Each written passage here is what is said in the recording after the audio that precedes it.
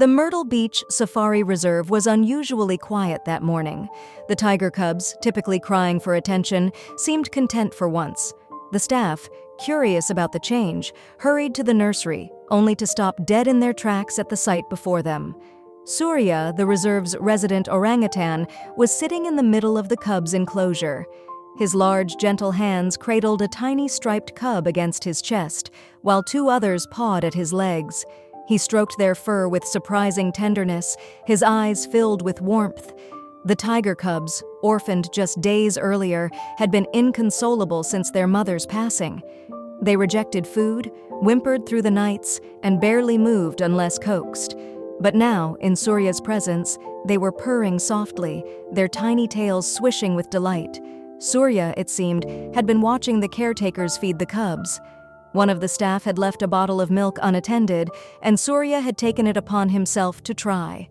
To their astonishment, he was feeding the cubs with a remarkable blend of care and precision, tilting the bottle gently as they nursed. "Where did he learn this?" one of the caretakers whispered, stunned. As the days passed, Surya's bond with the cubs deepened. He cradled them when they cried, rocked them gently to sleep, and even engaged them in playful games. The cubs, once forlorn and withdrawn, now bounded around Surya with youthful energy, pawing at his hands and tugging at his fur. The reserve staff decided to support Surya's newfound fatherhood, providing him with bottles of milk and supervised playtime with the cubs. Surya, ever observant, mastered the routines effortlessly, feeding the cubs with unwavering patience and holding them close as they drifted to sleep.